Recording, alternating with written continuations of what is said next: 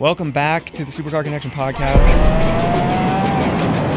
Even in and out. And next thing I looked up and I'm getting blocked in. Back in the stew, as you said. Back in the stew. Fastest production car. It was the first car to sell for over $1 million. They can't compete. There's literally no one else that can do that.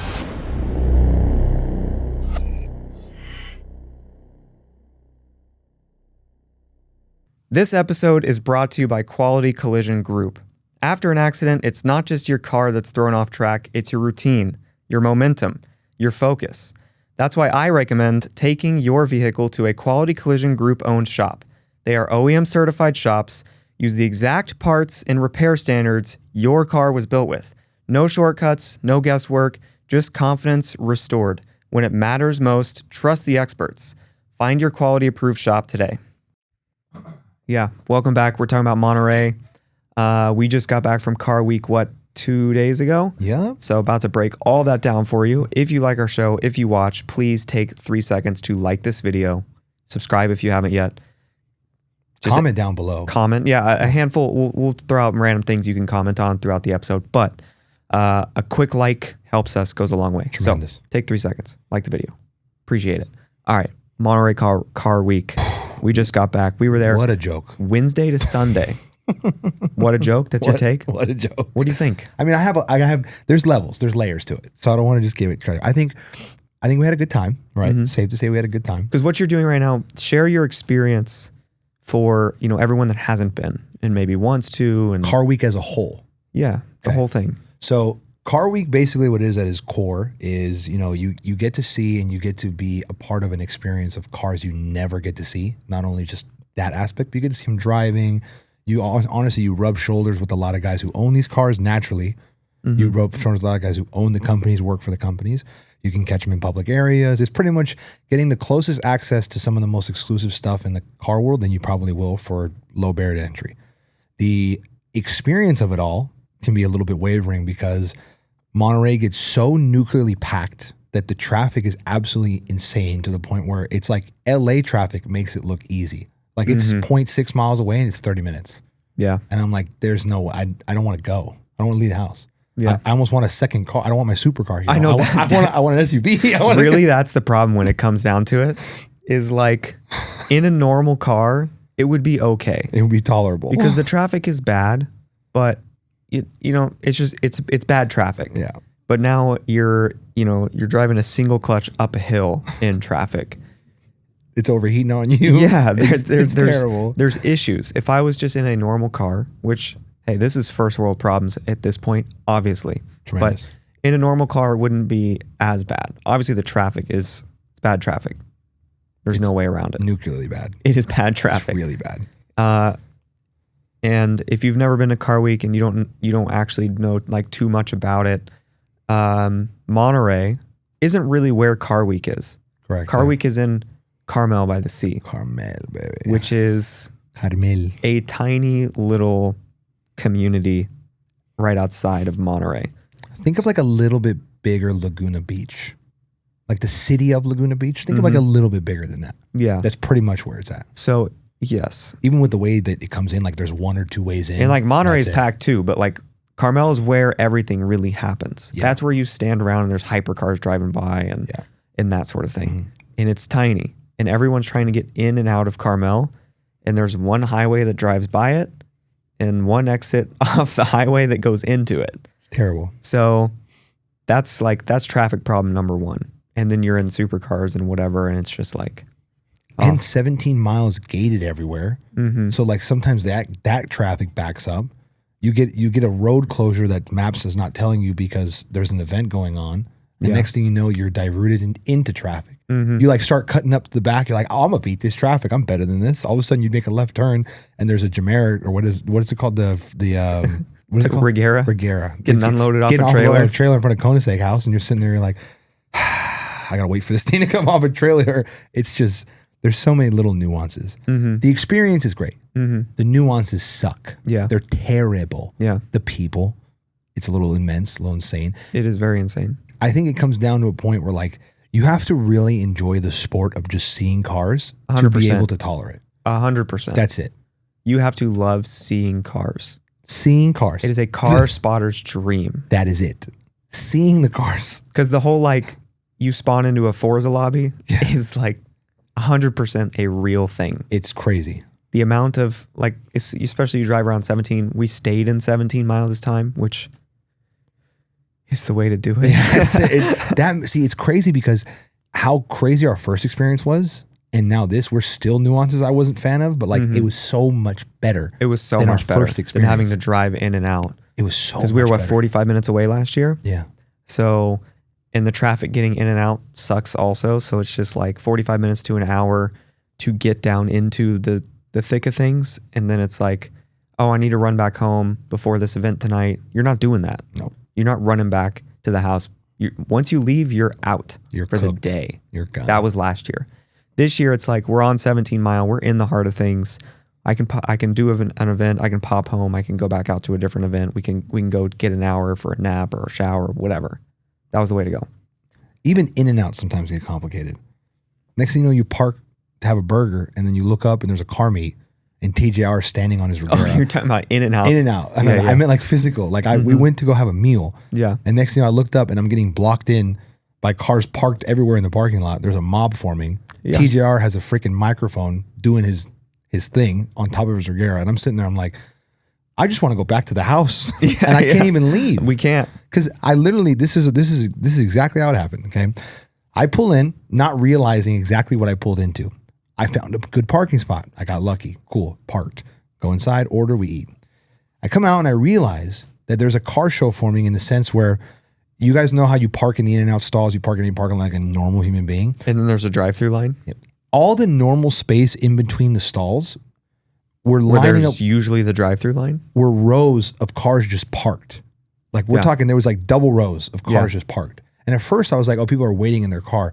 I walk up and no, these cars are fully parked. Yeah. You don't know who's the owner of the car. Anyone parked in actual parking spaces are officially just blocked in. Like double layer blocked in. Like I couldn't even, if the first row moved, I still wouldn't have been able to get out. I needed both rows to get out. We're talking 10 cars that have moved just so I could begin to leave. Think how crazy that is. Luckily, when we were like 10 minutes after, we were like, man, how are we going to get out of here? The police started like getting people up out of there. Thank goodness. Was Friday drive-through only? Yeah. It was? So what happened was... So our night was the last night. What happened after our night is they just started closing the inside down at like 11 o'clock, 10 o'clock. They closed the inside. Yeah. Drive-through was cool, but like right when it crept up to that time, they put security guards in the driveway, closed everything down. It's literally drive-through line or you're not getting in and out. Yeah, because by Saturday, nighttime was drive-through line. Cooked. That's it. Cooked. Like, we're not dealing with this. No parking, no foot traffic, no nothing. Drive-through line only. Which, all in reality, when you think about it, we were probably at the craziest in and out meet ever. Oh, for sure. Like the most nuclear, like I'm just thinking of people that were there.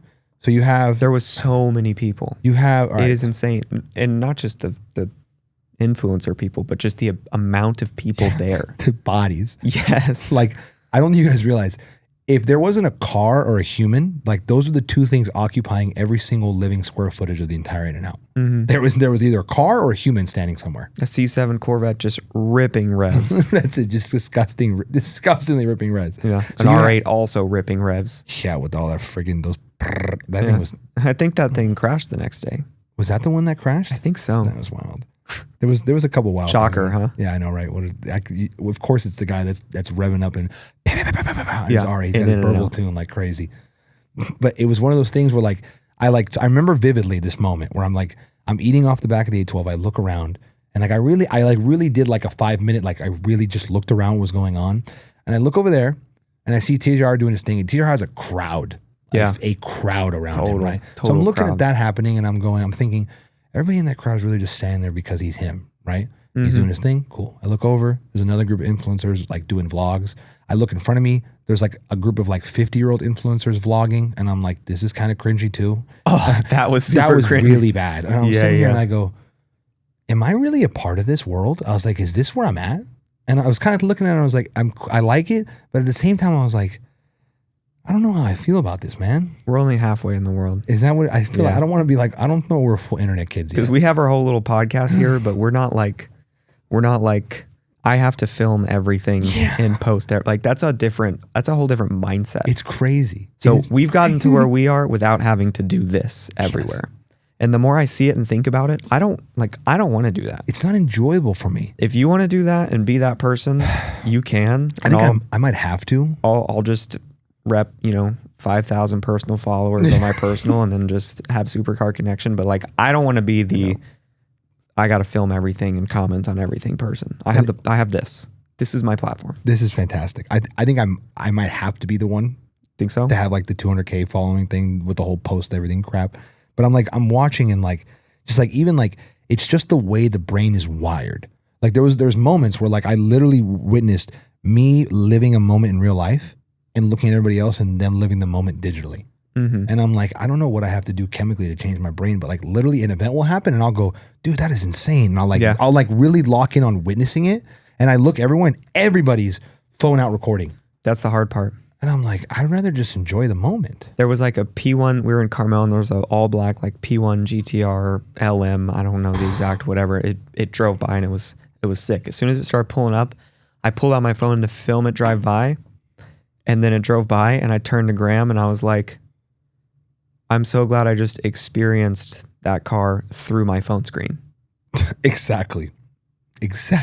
Like you didn't even really look at it. No, I didn't even really really watch it and take it in. Yeah, exactly. I saw it the same way that anyone else would see it on my phone story on the screen. That's how I experienced that P1 driving by. So what's the point of even being there? There's not. In experiencing it in person if all you're going to do is experience it through your own screen in that moment. Exactly. Because exactly what you just said, it takes it deeper. Why are we even there? Mm-hmm. Just let everybody post about it and we'll just watch the posting. Right. We're there for what? The clout? To say we're there? Yeah. That was my same feeling with Quail.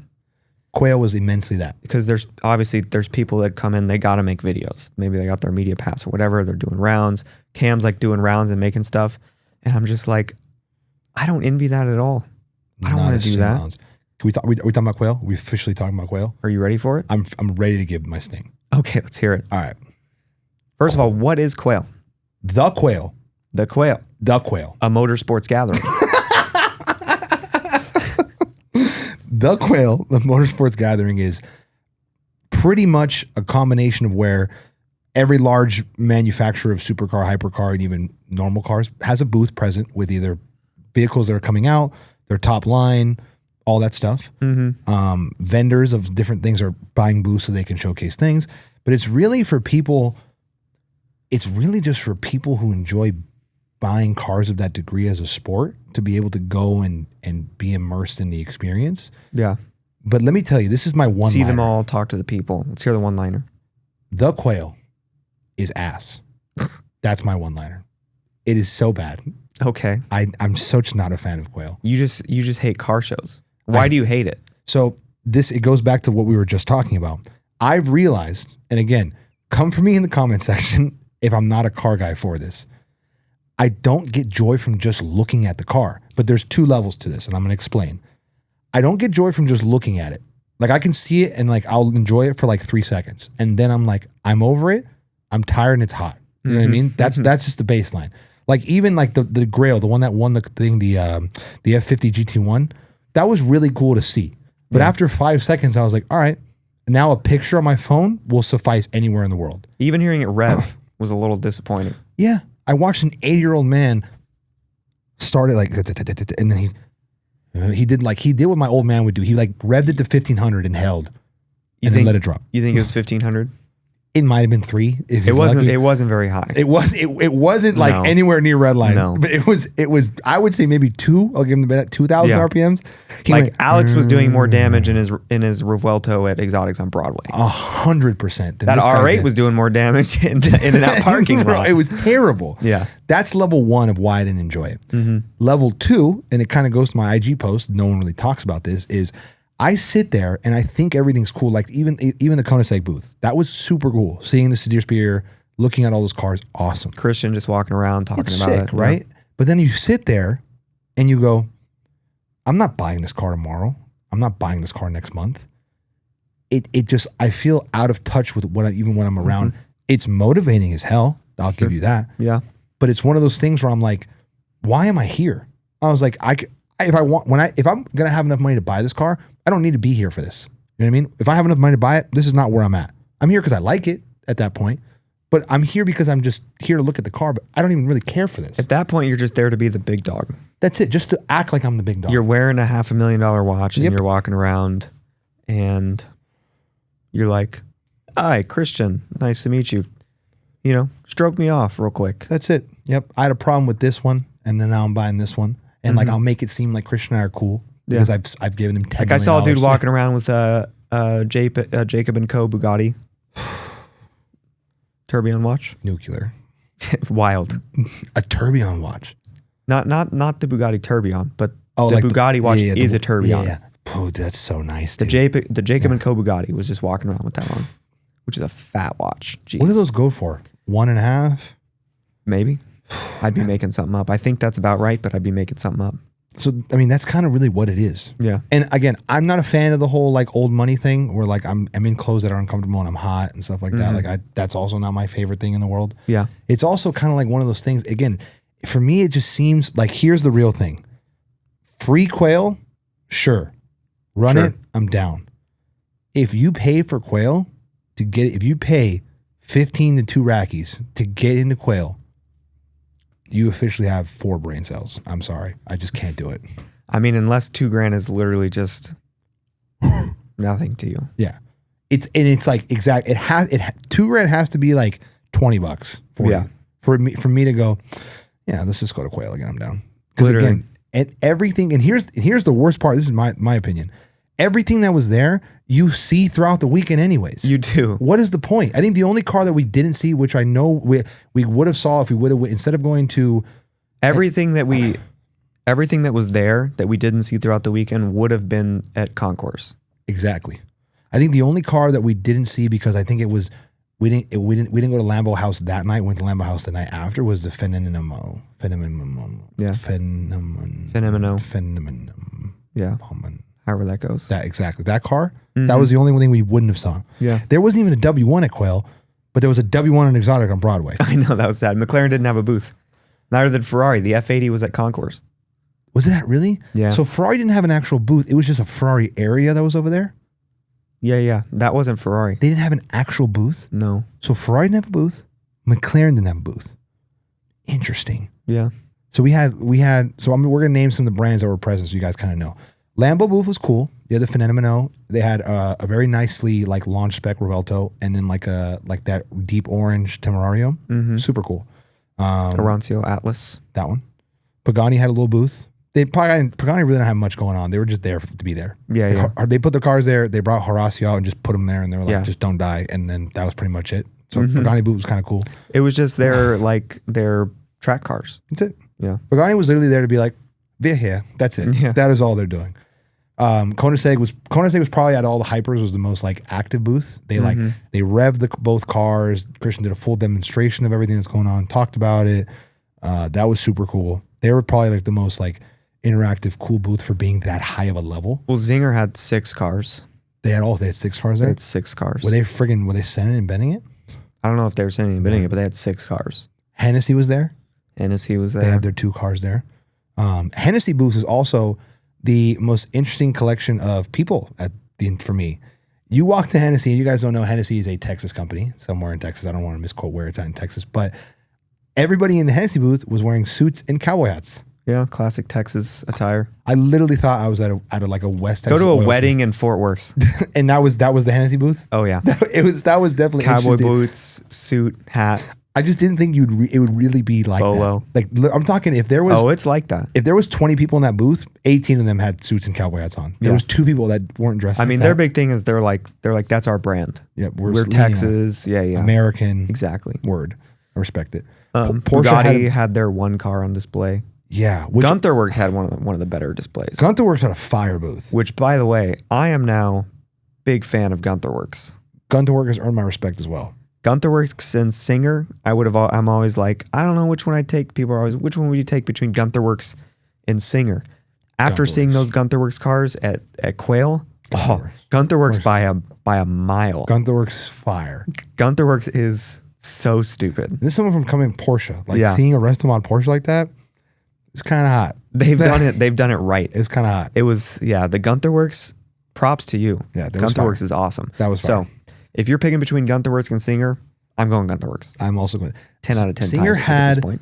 a really nice color on whatever they had. I don't know what their models are called, but that was a nice color. It was like a Miami blue, Tiffany blue kind of thing. That was nice. But besides that, like the actual cars, Gunther Works blew them out of the water. Gunther Works are sick. Those are sick. And who else? Porsche had barely any.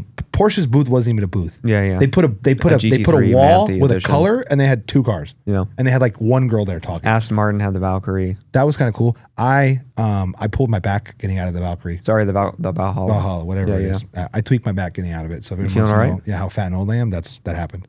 Feeling all right now? I've recovered, but it definitely was an ego hit the rest of the day. Every time I moved and I went, did I really just pull my back getting out of that freaking car? The street legal Sesto Elemento that just like was one of the most popular girls at Quail or of Monterey Car Week this year was there. That was just sitting. That wasn't even a booth. That was just floating. Yeah. In whatever subsection you want to call that. The evolution of the supercar or something like that. Some crap like that.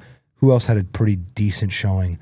Lexus had a booth, but I didn't think they had really much going on. I think they were just they just had that one concept car. That was it. They were just there to be there. Yeah. Probably for a write-off. The Ferrari thing was like, there was like 16 F50s. That was pretty cool. That was the big thing for them, which there was like a couple Enzos, there's an SP3, like they had a couple of their big cars.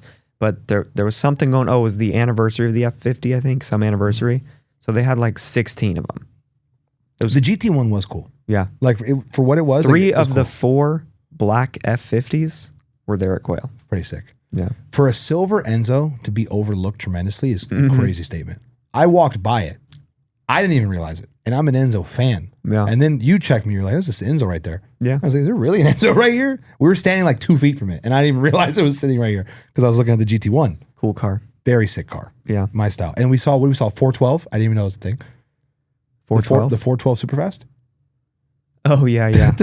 The half of my car. The 4-seater. Yeah, the 4-seater. I didn't even really know that was a thing, to be honest with you. I was looking at it, I was like, word, Ferrari, word. I would say, one also, so Quail's known for doing releases. That's one of the top like 2-3 shows for releases. So I think for a car show, it's like as good as it gets. It's like the top for car shows. Would you disagree? No, I wouldn't necessarily disagree. I just like, what's better? Because here's why Quail is so expensive. This is what you're getting when you go to Quail, right? It's all the cars, it's all the releases, but you also have all these booths. There's food tents everywhere, each one different themes. So there's like pizza and Asian food and sushi and roasted chicken. Like there's everything. Random ice cream stands, lemonade stands, drink stands, champagne stands. Yeah, like crazy. Yeah, margarita stands. And it's all just inclusive with the show. Hungry? Go grab some pizza. Grab an ice cream. Grab a margarita. It's not like it's all included. You can grab definitely what you pull want. your value out if you wanted to. Yes. If you want to just get hammered and walk around sipping champagne and look at cars, you can do that. Very much so. And we have some friends that were up there. That was their experience. That's all they were doing. Let's walk around and drink. And let's get and crazy. Look at cars. That is it. So like in a case like that, you're not worried about a price tag because it's included. These guys, the booths, they're promoting their alcohol. The Marg was fire. Can I tell you what the best booth was? Sure. Corvette booth. Oh, Corvette booth. Here we awesome. Corvette was sick. Yeah. Yeah, it was cool. Yeah. Mm-hmm. Why was it so cool? I think they had a ZR1X, which I thought was cool. They had their launch spec, which I don't know why they chose their that Pebble Beach launch spec. I don't know why they... Or their Quail launch spec. Yeah, that was a Quail edition. Yeah. I don't know why we picked that one, but I'm not going to hate on it, but I think we could have done a lot cooler options in that one. We could have done a lot better. No big wing. No big wing? What are you doing? That was disappointing. What are you doing? Why would you not? You're at Quail. This is the show. Why would you not have the big wing? Like, we need all the aero. Why? And then they had those Vision GTs, like these new concept cars, which again, I think again, I know Corvette's making a push and that's what they want to do, and I'm all for it. And the Vision GT, I love the fact that that's the direction they're going. If you guys haven't seen it, it's like Corvette debuted pretty much like one of their like prototype race cars. It's like very, very, very like futuristic hypercar looking car. It's got one of those like whatever you call it, where basically there's no doors. It's like a top shell that just kind of removes itself, and the seats all futuristic. That was awesome to see. But it's even like they didn't make really their presentation was that. Mm-hmm. I thought their presentation should have been around the product that's on the market. Yeah. Not something that's coming. Well, that's the problem was for the longest time, concept cars they got a lot of press. They were huge. I don't think anyone cares about concept cars anymore. They're dead. People want to see a car that's going to come out. Because now you get an actual car these days. Here's a real car. And it takes 6 years for it to hit the road. So no one wants to see a concept. That's Correct. like, when in 15 years we may have a car that looks kind of like this. Maybe.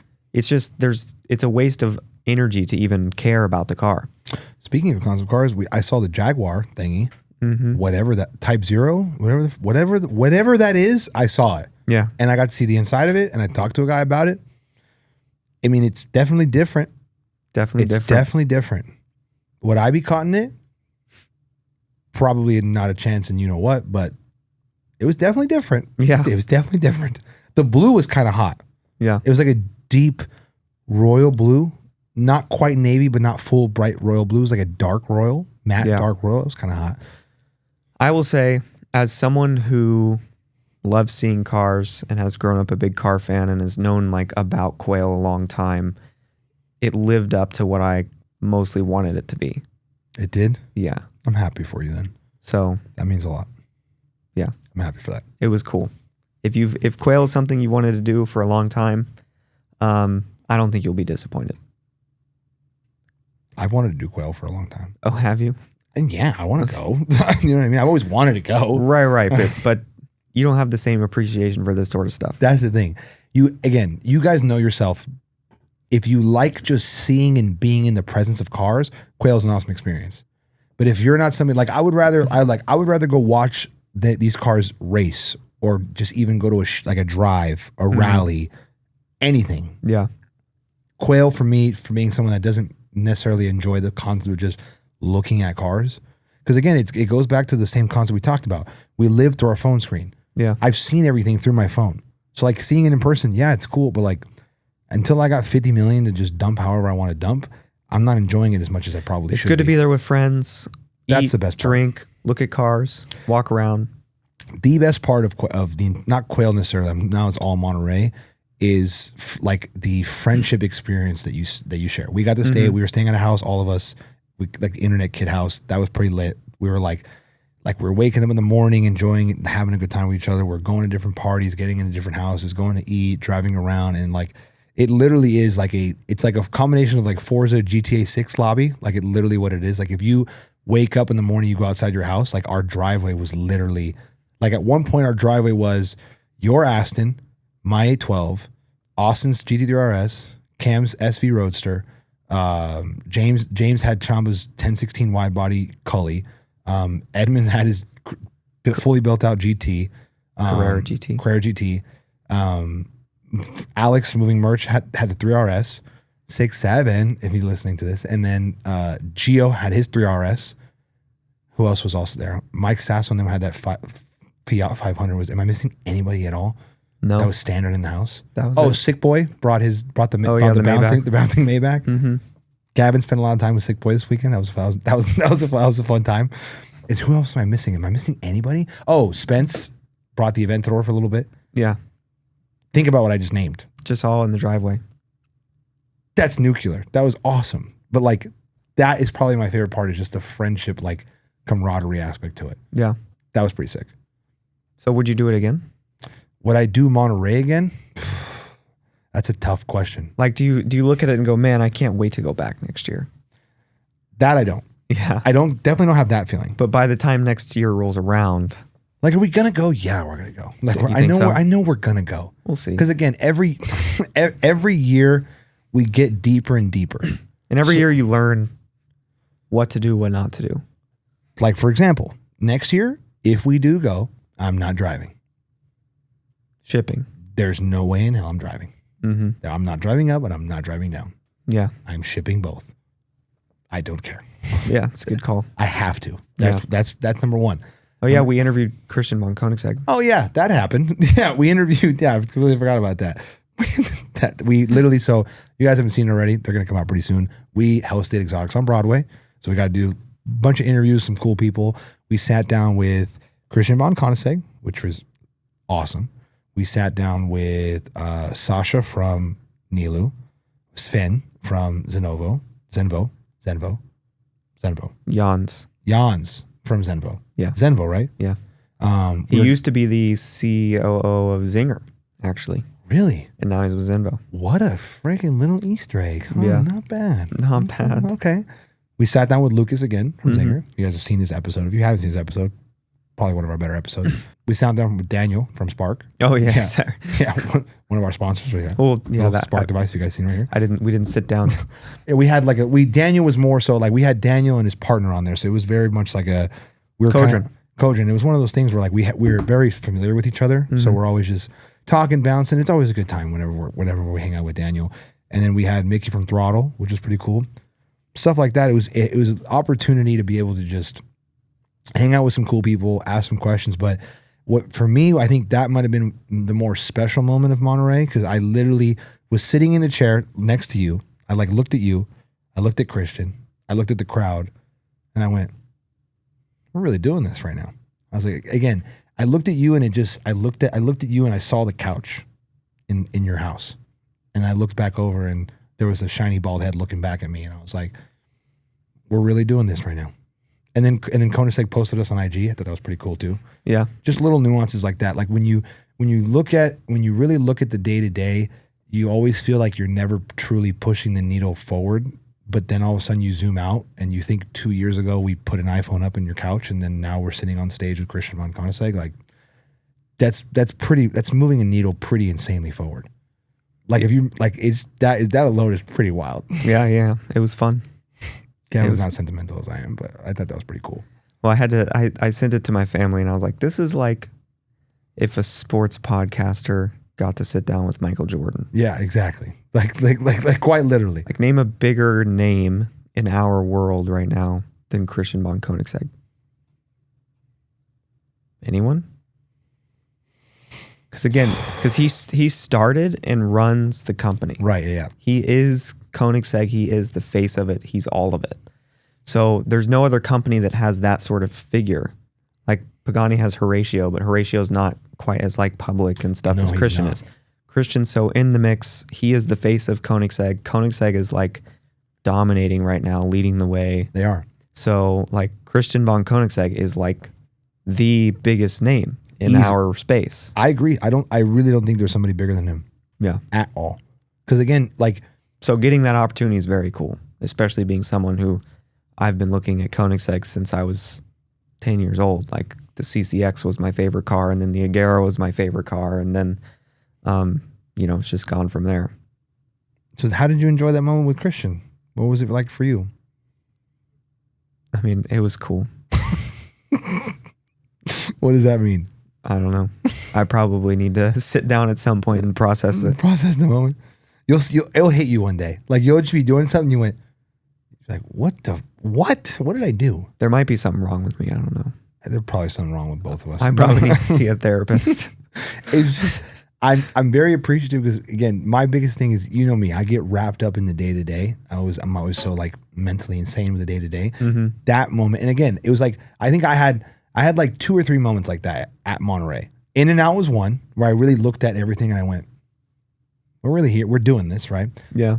That was another one where with him, and I was like, "We're really doing this right now." And it's all a relativity thing because I'm always very not satisfied, unhappy with where I'm at, and I always want more. But like I had 2 or 3 moments in Monterey where I was able to just sit there and go, "I've been doing all right. This is pretty cool." And that's it. And then I left Monterey feeling poorer than I ever have in my life. That was an interesting feeling. Oh, yeah? Very much so. It was awesome. It was awesome.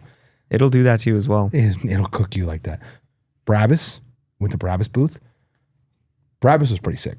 Yeah. Brabus, how you have, how when we first, like, again, a lot of people I feel like now have, again, if you've been with us since the beginning, if you've been with us recently, if you go back to the very beginning episodes, like you talk a lot about like your history of when you started looking at cars, your DuPont registry history. I think the most similar to that I have is I've been interested in Brabus for like since before, I said right about beginning of college, before college. Like back when it was like barely even a known thing, I like saw something and I was like, what is this? And I researched it more and I learned what it was. And I was like, this is pretty insane. And I've been kind of like very tapped into the Brabus world. And now it's grown to be very like mainstream. So being at Brabus was kind of like a cool moment for me because I was like, this was what I was interested in back in the day. And now I'm here at their booth. Talking to Constantine, that was freaking awesome. Talking to Millie, that was incredible.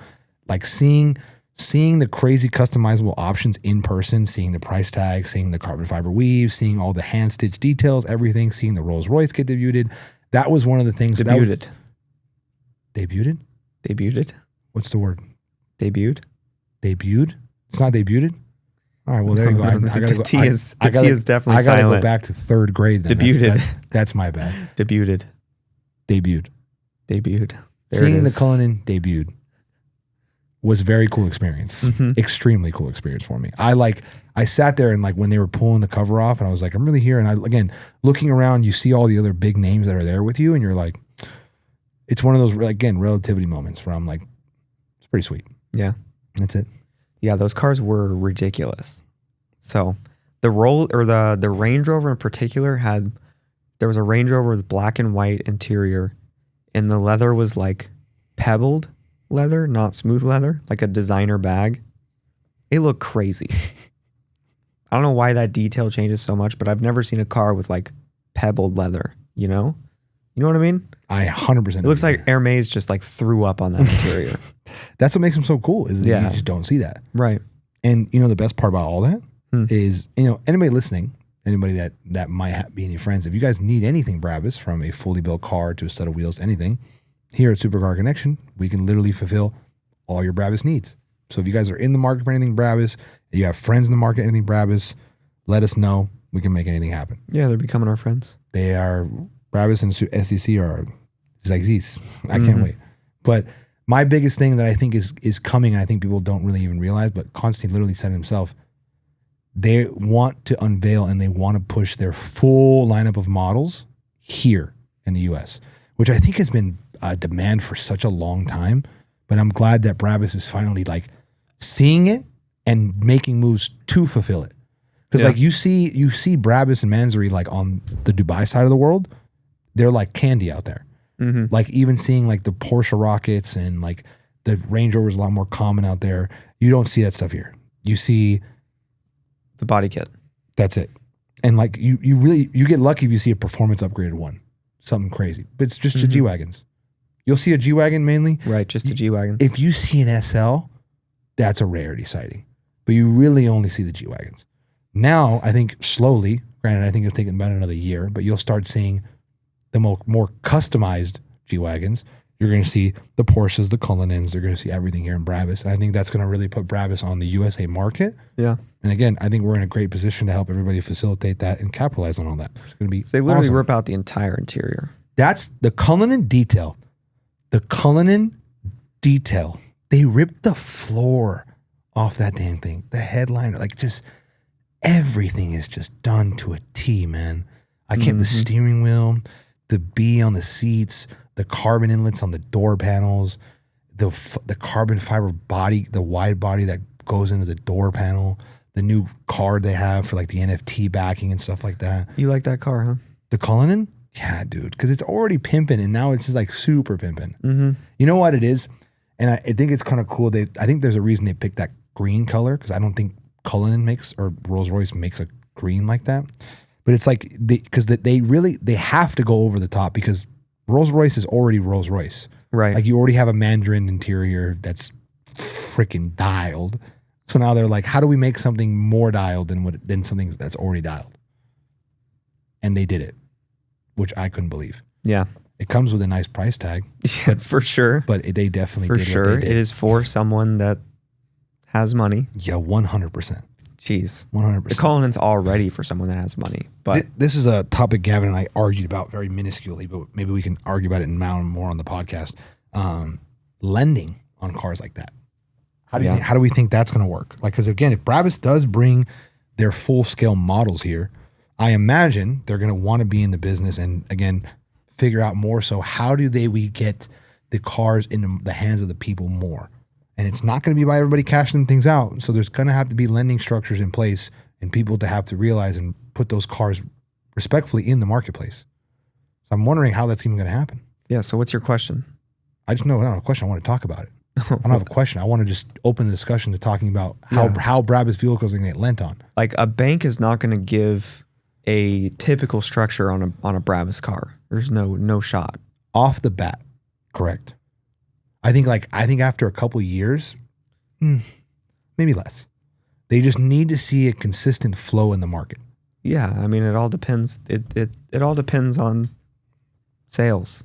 Exactly. And resales. More importantly, resales. Secondary market. Because that's what the banks are looking at. When you're buying a car, when you're financing a car, they want to know, well, like, what's it going to be worth so that I don't end up in a situation where you owe me way more money than the car's worth and you can just walk away and I'm stuck. That's what they don't want. So with a, let's just call it $1 million Brabus Rolls, they don't know what that used car is going to sell for. They don't know if it's going to be worth 500, it's going to be worth 600, if it's going to be worth 800. So they're not going to go, oh, well, give us 200 down and then this payment, that's 20%. Because they don't know if the car is going to be worth 800 still in 2 years. So they're not going to lend 800 on $1 million Brabus. They're just not going to do it. What do you think Brabus has to do to be able to unveil the cars here and try to maintain a strong presence in the secondary market?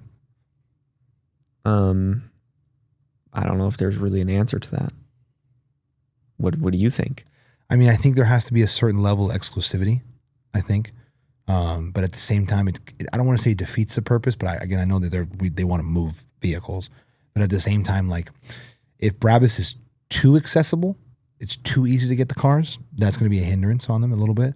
Like, I think limiting the people that can actually move those cars, is going to be a thing. And then I think the second point is literally like, all these are going to be limited. Like, there's not going to be a lot of them on the market, which is going to make it difficult again to gauge what things are worth. I got it. But you know what's really going to, I think one of the more defining points is how do those cars hold up after really getting put usage on them?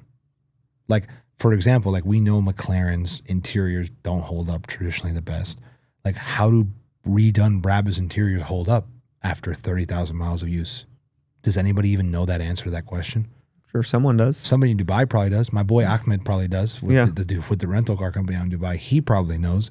But that's probably going to be a big question because, again, like, even Matt from MVP talks about it, like, he can smell the Rolls-Royce leather at 40,000 miles. Like, the quality of the car, because it's like an aftermarket build, like, that's going to have to be. But, like, you look at right now, the Monterey cars, like, even the cars, like, seeing like a Monterey Urus, like, those cars go for over what a Urus is. And those cars are being lent on pretty standard. Fair. Are they? Yeah, they are. Like, you can buy a Monterey Urus and the bank's pretty much doing the same type of thing because I think it's more so classified as like a, how to describe it? I got to double check that before I put my foot in my mouth too deeply. But, like, as far as I'm concerned, I don't think the bank's doing, they're like, especially depending on the bank, I think a lease company would be more inclined to be reserved on it than a bank would. Because the lease company really doesn't want to be in a bad position on the car. Mm-hmm. But they're demanding high premiums. Yeah. Like, Monterey cars are demanding high premiums. So, like, I'm excited to see, and those are just sometimes just the body kit cars.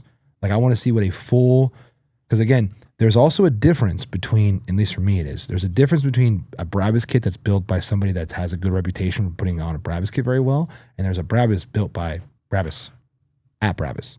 So the signature cars. Signature cars at Brabus. That's what the signature cars are, no? I believe so. Because at the end of the day, with the materials, anybody can put the signature cars together, but it's crafting the carbon fiber, making that all in-house. Like, for example, that garnet red. Doing a body kit and redoing an entire interior are two totally different things. Totally different things. Also, you look at the GTS rocket. Like, that's not just That's not just a body kit. No one can just assemble that car, you know? RDB is not just making a GTS Exactly. in their shop because Brabus sent them the parts. Exactly. You know what I mean? Exactly. So like that's a whole different world. Right. That's what Constantine's talking about is like the signature cars. They finally want to bring the signature cars to America, which these cars have a crazy price tag because inside, outside, they are fully redone. Yeah, fully. Like the G-Wagons are kind of still Mercedes. Like these are not they're like the Cullinan is a Cullinan, but like that GTS Rocket, that ain't a Mercedes. No. That ain't a Mercedes. No, it's a whole new car. At all. So that's why I think it's going to be really interesting to see how the lending works because it's literally just another manufacturer at this point. Yeah. Like you know the problem, I think? Oh. I don't really care. I care. We're going to be in the business of this. So I do quite care on this because like it's one of those things where, and this again, everybody's pushing exclusivity. Everybody wants the thing that nobody can get, which is why the whole fake So you can either put half down and be real or you don't got it. That's pretty fair. I don't think there's going to be enough Brabuses to be like, oh, like, you know, I can afford to put 150 down on this. It's like, no, there's 10 of these. You can either put 500 down or you don't get a 1 of 10. Well, there's 63 Sions and Cario's 150K down and go. So you think it's 150K down on a Sion? 300K down and go? I don't know. I don't think it's 150K. I'll ask Jaden, but I think it might be like 600K down and 70K a month and go. So yeah. I know most of these Chiron people, they put down like 700. Yeah, 700 with a 50K monthly. Yeah, something like that. So you're not talking about 150. Like you got to have some cash to throw down. It's different if, I mean, you know, everyone's talking about these rumors are, you know, are they doing like, you know, short-term rentals for like a couple months or whatever? Hey, I give you 200 grand and I get the car for 2 months or maybe. Yeah, exactly. That's possible. Very much so. We don't know. They're obviously denying that, but financially for them, that makes plenty of sense. They got tons of sense. They got a car that's been sitting for months and that's a car that's very difficult to move. And someone's going to write them a check for 300 grand just to have it for 2 months. And maybe you say, hey, you can only put 1,000 miles on it. And they want to run it up for marketing. They can't have it for much longer anyway, because they got to move on to the next thing. They see the market. These kids, they need new, different cars all the time. So if they can do a $300,000-$400,000 transaction on a car for 3 months, they'll do it in a heartbeat. Yeah, why they're not going to do that? There's demand for it. Mm-hmm. I've been reading a lot of like the counter arguments to that and talking about like how like they're like any car dealership, you know, they can't be rental because then the lenders won't work with them and stuff like that. Cario's their own lender, so they don't care. They quite literally could do what they want because they don't answer to anybody, so they hold all the power. So again, whether they're doing it or not, again, we don't really care, but it's one of those things where if they wanted to, they could. Also, these aren't short-term rentals. Yeah. Like 3 months is different than like, you know, Matt at MVP Miami. That's not the same. You're not just giving the car to anyone that can give you $1,500 for the day. Yeah. Like a 3 month, $300,000 payment is so much different than like, it's not the same. It's definitely not the same. You got to think a little bit. It's steeper than that, and it makes financial sense for both people. Just think about, dude, look at TJR. Like he might have just lost $1 million on that Reggera. If he bought that Reggera, probably more. Yeah, I mean, absolutely more. So people said 3.5. I don't know. Yeah, we've been rumored to hear 3.5. So we're going to go off that. So let's run with 3.5. That doesn't feel too unrealistic. Not at all. 3.5. That was the first Reggera in the States. We saw that car back in 2018. Easter egg. Yes. We saw that car in 2018. That was the first car show that Gavin and I ever attended together. We literally drove down together. We saw David Lee in an 812 at the time, which was pretty fresh off the press at that time. Mm-hmm. We drove down.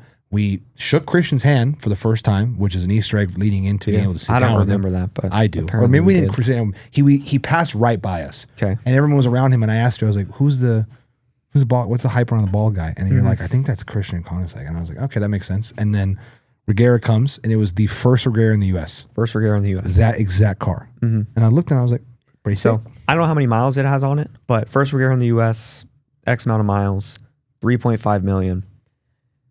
A 70-mile Reggera just like crossed auction this weekend for 2.65 million. 800,000 less than that. And this is a 70-mile car with $900,000 worth of options, full exposed carbon fiber. It's a crazy spec. Disgusting. And it sold for 2.65 million. Think about that. So now you think about, okay, well, that's apparently the retail price for these cars today. So if TJR now wants to sell the car back to Cario, $2 million is what they're going to offer him. Easily. Like they're maybe less. Yeah, easily. Yeah, they're not going to give him 2.6. They're not going to give him 2.5. Like they got to pad in their risk and profit of tying up $2 million. They're paying $2 million. He might be down $1.5 million. Think about that, dude. Think about that. And depending on his whatever structure of financing it is, we don't really know how much whatever down he went really went to principal. We have no clue. We have absolutely no clue. Now imagine if it was just like a 3 or 4 month rental and he put $400 down. Well, he didn't just lose $1.5 million.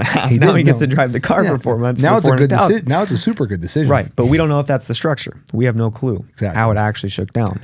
But at the end of the day, that's a crazy hit for anyone. I don't care how much money you make. Just losing $1 million in a week from a car. Yeah, I don't care how much motion you have. That'll hurt you. And it just goes to show that at every level, at every dollar point, people need someone like who knows and understands this world. Because we've sat down with how many Koenigsegg and hypercar owners that have told us never buy a Reggera. The Reggera is like the worst hypercar you can buy. No one wants them. They break all the time. They barely ever work. Like there's a million reasons. And we've had multiple people tell us this. So if someone came to me and they're like, I'm looking for a car, blah, blah, blah, I would never point them. If someone said, hey, I'm looking at a Reggera, I'd be like, I would look again.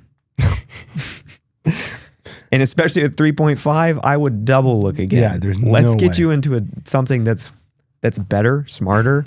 Like, I hope that, I mean, obviously the marketing has been absurd. So I hope it's cashed in on that's the what I was $1 million thinking. loss. I think like, I don't know numbers. So like for him to really recoup $1 million off the hype of that launch, I hope he did it, but that's definitely a hefty price tag. I think it's very doable for him and someone his scale. Speaking of which, if I think you and I are the hub for understanding what to buy at what price point, especially like that, what would be your pick? Let's go. What is the best car to be in right now in the $1 to $3 million price range? Well, that's a big range. It is. I mean, Well, honestly, there's not that many options in there. Yeah. There's maybe 10 cars in that option, maybe. So I think 1, 2, 3. I think a Reggera an Reggera would be a much better choice than the Reggera. I agree.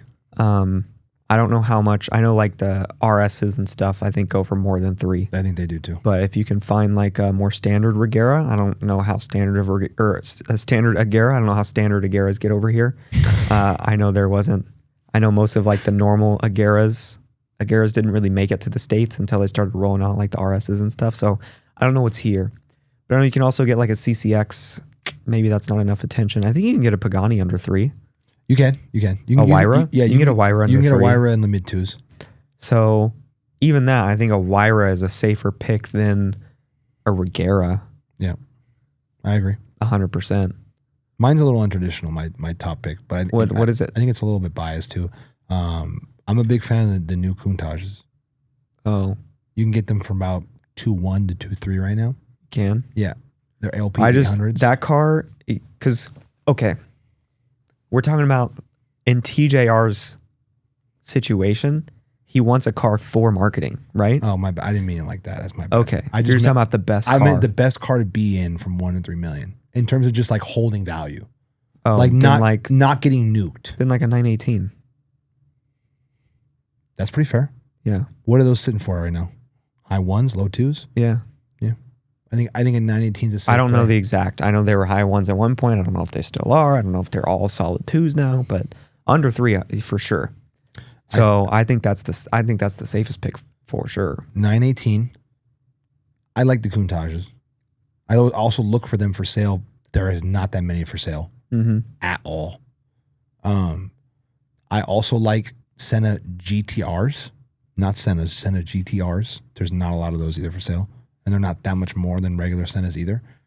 I think that's a good top 3 right there. Senna GTR, Countages, 19. Yeah. I think when you're CGT, is that no? Yeah, you can get a CGT. But I'm saying, is that we throw that in there? I mean, for a lot of people, that is the pick. Yeah, it probably is a TP. That's definitely safe money pick in that price range. I think McLarens. I wouldn't really classify any McLaren as a safe money pick, because even like the Senna and the P1 historically have not shown to be a car that like really holds. Like, I think the P1, like what's the most expensive car? The 918, I think is basically peaked in price. It's always gone up. What's the peak hypercar? The peak hypercar? Mm-hmm. The peak. Mm-hmm. Today? The Yesco? You think so? I think so. Not today. I mean, like what's like when you think of the ultimate grail of car? As a car person, I think Koenigsegg is that place. The car, one car. When you think of uberly expensive car, what is the one car that goes right in your head? $20 million. The F1? Oh, you want to talk about the F1? What brand is that? Well, that's a whole different story. What brand was that? They weren't even a brand at the time. What brand was that? They were just a race car maker. What brand was that? Who made the engine? What brand was that? Who made it? What brand was that? What do you know about that car? What brand is that? What do you know about that car? I don't have to know shit about that car. Exactly. What brand is that though? You don't know anything about that car. What brand is it? It's McLaren. There you go. So I think a GTR. That proves nothing. I just hope you know that Speedtail. proves absolutely nothing. Speedtail. The Speedtail is the worst buy anyone can make. Don't sleep on a Speedtail. Do not buy a Speedtail. Don't sleep on a Speedtail. That is literally the worst buy you can make. Don't sleep on a Speedtail. What is your case for the Speedtail? Don't sleep on a Speedtail. The Speedtail is a car that makes no sense. It's ugly. No one likes it. No one wants it. If you have a Speedtail, it's going to be impossible to sell. It's one of the only hypercars that sells for under its sticker price. Why does it make no sense? Look at it. What's it supposed to do? It was like a top speed car that doesn't have any sort of even close to being a record. I think, again, trends in history show that anything that's not desirable initially always trends upward over time. No, that often happens, but not always. It damn near happens majority of the time. Not always. Again, same thing with anything else in the world. Yes, pattern recognition doesn't happen 100% of the time, but it's pretty safe to say it does. Yeah. I think the Speedtail will be a car that will eventually, like that, be safe to buy. Try to find one for sale. There's like one for sale. Well, Trust me, I did this the other day. There's like one for sale. There's like 80 of them. Yeah, exactly. But no one wants the one for sale.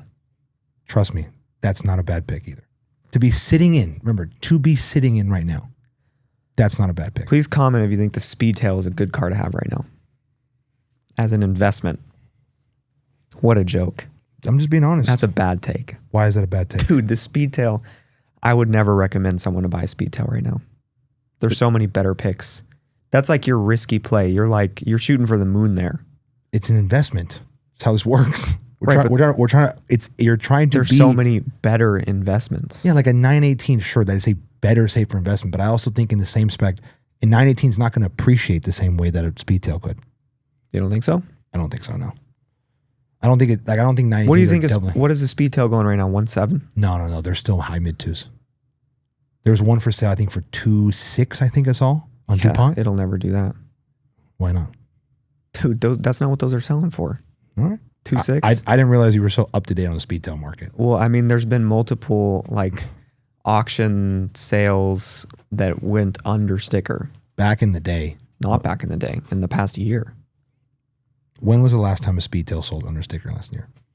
I don't have an exact date. So don't tell me that. But just because some random Speedtail is listed for 2.6. No, I'm not saying I'm not saying off that. I can't tell you the last comparable sale either for a Speedtail to work off. We have to work off comps. We can't work off present market. So if you go, hey, if they agree to sell you the car for 2.5, where do you see the value of a Speedtail going beyond 2.5? I'm not saying that I see it appreciating like crazy, but again, that's the case you were trying to make. Trends show when cars are not desirable like that, they will trend upwards. I think being in a Speedtail is not a terrible investment at all. Okay, I disagree. All right. Speedtail's bad.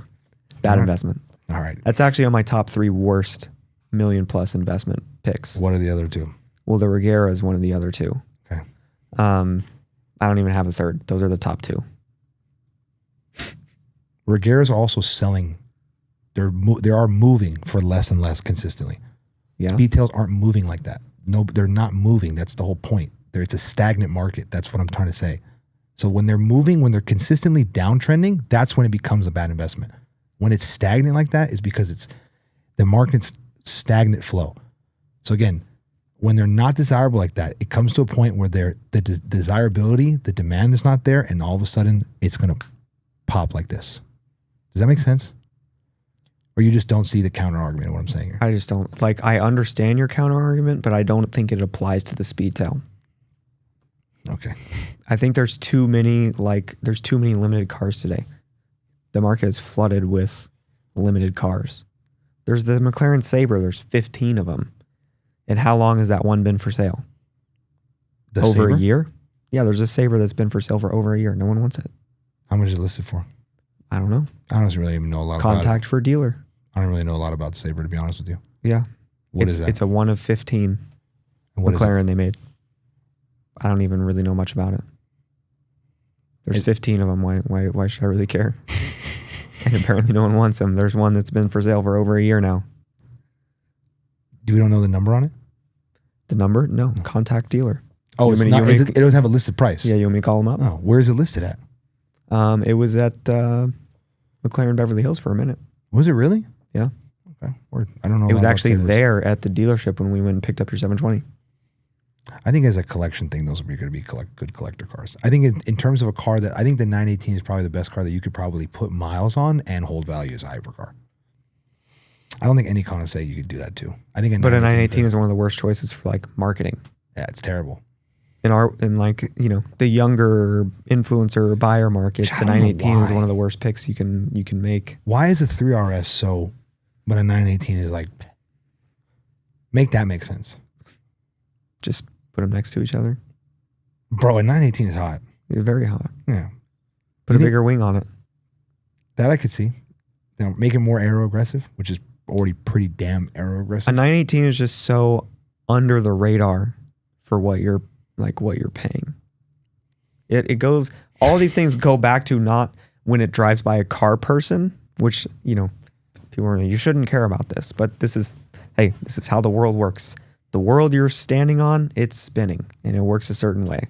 This is how the world works. When a car drives by a group of people, how car people react to it and how the normal person react to it are different. A 918, oh my gosh, 918, can you believe it? Normal person literally doesn't see it. Am I wrong? I don't really know. Some standard people, a 918 drives by, oh, it's a Porsche. Hey, did you know that car's $2 million? $2 million? What? Why is that $2 million? I never would have guessed. GT3 RS, oh wow, that thing looks crazy. And it's just, everywhere. People push them. People drive them. It's a hype car. Wop, wop, wop, wop, wop. There's so many reasons. There's so many things that go into this. But you got to take all the factors together. So when you're paying $2 million on a car, that's why Bugatti is number one for marketing, because everyone knows what a Bugatti is. Everyone knows the Bugatti is this $1 million car, which now they're more, but they've built that brand equity. Koenigsegg. Those have been around for so long. There's so many people out there that go, wow, I've never even heard of what's a Koenigsegg? What is that car? I've never heard of it. I've never heard of it. I sure as hell don't know how much it costs. I don't know that you spent $3 million on it. I think Bugatti, I think a lot of people hang Bugatti on the fact that Tate pushed it, but Bugatti has been Bugatti since for the Veyron days, way before that. They've been since Birdman bought the red one. Yeah, way back in the day. Ace Hood, I woke up in a new Bugatti. Yeah. Why? I'm wondering why. What is that? What did Bugatti do marketing wise in the early days that maybe I was too young to even know what was happening? It was the first car to be worth over $1 million new from factory. And it was also the fastest car in the world. The ultimate status symbol. Yeah. Really it was the Guinness Book of World Records fastest production car, and it was the first car to sell for over $1 million. It was like the ultimate. It's like the beginning of the end. Then really, what it was. Yes, it was the beginning of this world we live in. It was the first car that was that sort of status, where someone has that, someone has a Bugatti. Yeah, Yeah, because Ace Hood was rapping about it like in 2000, circa 2011, Yeah. 2012. And again, this is back time where there wasn't lending. So someone bought that car. They bought that car. Yeah. There wasn't lending on a Bugatti. No. You bought that car. I put 1.3 down on that car. So different world, different time. That had that reputation. People were rapping about it. You know, there's all sorts of things. It was in video games. So when do we think lending became active on Bugattis? it's a good question. So I was starting to think, because again, it goes back to even the Brabus thing. What does a car, because again, certain private banks, certain big private banks will take more risk depending on, it's not always just the car. It's the person that's also purchasing it. You have a guy that's worth $500 million in real estate with a bank, and he goes to you, he's like, hey, I want $2 million on this car. That bank is going to give him the loan. Yeah. So I'm very curious to see, like, when did banks even, what was the first loan on a Bugatti? What was the bank? What were the terms? These are all things that I'm very intrigued at. Because again, when you get up to that, it's kind of like we were talking earlier about the SP3, like even learning how sales work at that level. So like these rare Ferraris, these things, they're literally like sales, like they're house sales, they're escrow accounts, the whole nine. It's nothing like selling a traditional car. So I'm very curious to see what the lending structure on some of this back in the day was, because it literally could be simply as that. A guy has a certain amount of real estate, a certain amount of anything, and he's like, hey, I want $1 million to go buy this. I need $1 million to go buy this car. They're gonna give him the loan. They're gonna lend to him, because then they don't want to lose him. Granted, he's not gonna jump ship over that. But if he wants something, he wants something. Yeah. I'm very curious. That's why I kind of think it depends on how everything's going. I also think if you want my hot play, I think give it 5 years. 5 years. I think Czinger is going to be the top hypercar brand. Think so. Yeah, I do. 5 years. We'll see. I think 5 years is safe. I just think they're doing everything right. Like kind of like you said, Bugatti, like they're marketing correctly. Lucas is a great face, the company. He's young. Like he's the next in line to take Christian's place as a top. Like he's young, he speaks well. The brand is here in LA, which is it's a very good, being in LA, a hub like this. The cars are awesome. Mm-hmm. I'm excited for that brand. Yeah. I like that. I'm not even trying to be biased. Like I genuinely think those things are gonna be cool. And again, the technology sheerly. Technology is crazy. Technology sheerly alone is insane. The hardest thing is for them to market the technology. Yeah. That's the hardest thing. To make the average person realize how crazy this is. You're not going to see a post on Instagram. You're not going to watch a 2-minute video of Lucas talking. You're not going to see it you're not going to understand the technology behind that car until you really deep dive it. And most people don't do that. No. That's a problem. Yeah, like Forrest Auto Reviews isn't making a 21C video. He did make a 21C video. Did he really? Yeah. Did it pop off? Did it do anything? I mean, they all do. So. Did he highlight the technology or did he highlight just the car? No, it was like, I don't remember. Because like, for example, has anybody talked about brake node? Has anybody that made a car with that video of that car, I know they're not on the cars like just Lucas talking about brake node. That's it? Yeah. That's going to be interesting. Because that's, again, like you said, that's the number one prowess with the car is the technology. Mm-hmm. Like, I don't even think, like, even we were talking about the clip that we posted the other day about it beating Laguna Seca, coming back as a completely new car, Laguna Seca twice. I don't think the average person that listens to this even understands how crazy for a car, I just said what we talked about earlier, for a car to go beat a Laguna Seca record and then go back and have almost every component changed, it's literally like another car broke a Laguna Seca record. Yeah. People don't realize how that is crazy. Yeah, that's crazy. Like, what he told us is that they can go out, they can run diagnostics on the lap and all that stuff. They can come back in, they can redesign a part, right? Remodel it for new things and print it and have it on the car the next day, a new part. There's no one that can do that. They can't compete. There's literally no one else that can do that. So I think right now, right? They're the only ones that are doing that and have the ability to do that today. Well, it goes, and that's insane. Ridiculous. That takes it deeper for me. Like when I talk about them being the best hypercar brand in 5 years, it's the same thing. Like I always use Tesla, and I know we hate talking about Tesla on the show, but I use Tesla as the same thing. every single major manufacturer tried to make an electric vehicle push and realized how much money it costs, how many charging stations you need, how much infrastructure you need, and it's too much money burn. Yeah. Tesla paid the price by almost going bankrupt and barely making it out to be at a point where now their infrastructure, they're one of the only electric vehicle companies that will really work because of the setup they have. The same thing with Czinger. It's the same thing. Like they are so far ahead in that sense where like if Bugatti wanted to try to replicate their production side, Bugatti's going to spend so much money on R&D and stuff like that. It doesn't make sense for them to try to build the strength that Czinger has with Divergent. They're too strong in the developmental. Like they're going to be leading more than just the car. People are going to be using them for anything. That's part what people don't realize about Czinger. You want to rip a couple quick topics at the end here? Let's run it. How much time we have? Okay, bet. Let's run it. Okay, so this is new. LA wants to tie speeding ticket fines to income in a new Robin Hood Act.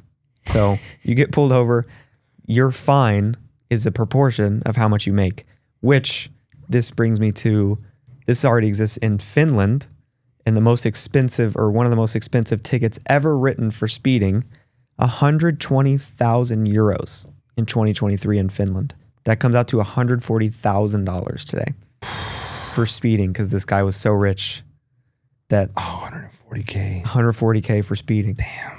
I mean, if you're so rich that that's what it is, I guess maybe it doesn't matter. I don't know how rich the guy actually is. Yeah, I think it would be how relative to income is this? But Buddy was fined $140,000 for speeding in Finland. And LA wants to kind of implement that, apparently. I don't know if it's to that proportion, but I mean, as much as I hate to say it, it'll work. It'll work. Yeah. It'll work. Right now, speeding in what, $300 is what it is. Yep. It's worth it. It's a lick to a lot of people. It's a lick. It'll definitely work. I think it would depend on, okay, how much our correlation, like what's the percentage of what we're doing? How much does it actually become? Yeah. That'd be, can you imagine? I can't even imagine that. It would take the fun out of a lot of stuff. It would take the fun. It already does, It takes a lot of fun out of a lot of stuff. 100. Hey, make our roads safer, right? No. $120,000 for a speeding ticket. Well, what's going to happen is that, more people are going to contest tickets, and then the cost and the administrative costs in the courts are going to go up because that's going to be a big issue. People aren't just going to pay the fine. It's going to be like, oh, $5,000? No. Yeah, I'm fighting this thing. I'm getting my lawyers on this. Attorneys are going to start printing some more money. They'll just downscale a little bit for volume and they'll make it work. Yeah. Is ticket dismissers public? Yeah. I was to say, I'm investing in that one. All right. I saw today, Blue Chip Denver has a gated LP640 Murcielago listed for $2 million. 2 M's. 2 M's. So they're just delusional then. For just a gated LP640. They're just purely delusional. Is that what people are paying for these? There's no way. That is so crazy. Well, I wonder what's the last comparative sale for that car. Like I know, is this the one where there's only 6 of them? Or something like that? Or there's like 15 gated LP640s. It's like a super low number. But still, you can go buy one and convert it for like 80 grand. It doesn't make sense. So you can get the same car for what, 400 bands? Yeah. It's just not on the VIN? Yep, that's it. It's just not a VIN manual? Nope. It's like the Viper thing. Same thing. That's it. Yeah. It's that one's not collectible. Are you buying it to collect or are you buying it to drive a gated manual V12? Exactly. What's the purpose here? 2 M's. That is wild. That is a crazy premium. If that sells, that'll shock me. If that actually sells, if it sells over 1.6, that'll shock me. I mean, that's a collector car. And it's got 8,000 miles on it. It's been driven. Yeah. That's not high. Obviously, we're under 10 still, but that price tag, you'd think, oh, like maybe this is like a delivery miles car. Right. No. Nope. Almost 9,000 miles. Color seems nice. What'd you say the color was? It was like dark gray. Dark gray? All right. No. All right. Crazy. That's disgusting. All right. Last question to wrap us up here. Hit me. If you could wish your worst enemy to drive a car for the rest of his life, what would it be? This is a good one. Your worst enemy, you get to choose what they have to drive for the rest of their life. What are you putting them in? There's so many ways this could go. Right. That's what I'm trying to like. Dude, I need a second on this one. Because my mind just gets fluttered. I'm trying to think of just, what's the most uncomfortable, annoying car ever? Because I'm wondering, do I want their reputation to be stupid or do I want them to physically hate driving the car? Right. Dude, I don't even know. Oh my goodness. Do you have an answer? The way you said you can buy me some time? Maybe a PT Cruiser. That's pretty up there. A PT Cruiser is pretty up there. A PT Cruiser. That's about as bad as it gets. I think a PT Cruiser is worse than a Pontiac Aztec. I know a Pontiac Aztec is always up there for like worst cars. That's pretty bad. PT Cruiser is like... That's pretty bad. At least a Pontiac Aztec has some Breaking Bad lore. It's got some things going for it. It's not great looking, but it looks like an old Urus these days. Meanwhile, a PT Cruiser it just looks embarrassing. That's pretty bad, man. And some of the specs on those PT Cruisers are pretty atrocious. Yeah, like, let me put you in a champagne-colored PT Cruiser. That's pretty freaking bad. I'm sorry to anyone out there that drives a PT Cruiser. Also, please comment what you would put your worst enemy in. So this is basically just saying what's the worst car ever, but... Yeah, that's such a difficult one because, again, I'm debating But also you're picturing someone you hate having to drive this around forever. Like, I think, like, a manual Suzuki would be pretty annoying to be into. About the Nissan Cube. That's pretty bad, or like too. the Scion toaster car. That's pretty bad. Is it worse than a PT Cruiser? I don't know, man. The PT Cruiser's reputation is pretty bad. Mm-hmm. That's pretty in the dumps. Yeah. The Cube is pretty bad, though, too, man. Wow. Dude, the Cube. The Cube might be up there. The PT Cruiser walked so the Cube could run. You know what I mean? I'm just thinking of a car that when I think of like that turns on and it gives you hot AC all the day is like that's my manual Suzuki pick. A manual Suzuki. Manual Suzuki Swift, huh? Yeah, bro, that's bad, bro. And like a red sun faded paint like that. What about like a manual, just basic white single cab 1999 Ford Ranger? There's somebody that would find that pimp, and I don't like that. I know, that's true. That's true. I don't want them to ever get a compliment. PT Cruiser with a wood grain down the side? That's the worst one. When I said bad spec, that's what I was thinking. That wood grain? Champagne with the wood grain. That is such a bad spec, bro. That is such a bad spec. Is that the answer? That you still want to put someone in a manual yeah, Suzuki. Yeah, because in my head, I'm like, all right, you're going to have a bad reputation and you're going to hate driving it. Mm-hmm. I don't care who you are. You're going to hate driving it. I'm going to put you in this Lotus Elise. And this is the only car you're allowed to drive. Is it kind of cool? Is it kind of fun? Yes, but you have to crawl in and out of that tiny opening. I think it also depends who's my worst enemy. Like, are you putting me in a car? No. I would say you're putting me in a 4C, like you're putting me in like the least. Like I'm gonna hate being in and out of that car. I'll like driving it, but I'm literally gonna dread going places. Mm-hmm. I'm gonna not want to go places. Right. You can't fit in that car. There's no shot. It's literally gonna be moments where I go, I don't want to go. Mm-hmm. Oh, I don't want to go. I don't want to go. That's terrible. That's a good question though. Yeah. Those are fire topics. Someone comment. Yeah, comment. I want to see someone give me a good comment down below. What's it going? I'm trying to think of something that I'm missing. Maybe like what are those cars like the Saturns or Mercuries? What are they? You know what I'm talking about? They had like the red. Yeah, the one in retrograde. I don't know if it's a Saturn or a Mercury. I forgot. They have there's like a red. It's like a red square with like a little loopy. That's the logo. Saturn. That's Saturn. A Saturn. That's pretty bad too. Just any Saturn. Just any Saturn. I don't even know the names of the models. I'll put you in a Saab. That's what it is. Those are pretty bad too. All right, I think that's the answer. Yeah, I think that's fair with me. And that's the episode. There it is. There you go. That's our recap thing. You guys got a Monterey recap, the worst cars, everything else. If you're still here, like the video. Cars. Yeah, thank you very much. And again, also, if you guys are listening to this and you guys ever have anything question-wise you guys want us to talk about, just drop in the comments. Gavin and I will get around to talking about it. We appreciate you guys. Or DM the Instagram page. You're more likely to get answered there. 100%. Drop it in the comments too. Yeah. That helps. But that's a wrap. Thank you guys. That's SUPERCAR Connection. We're out.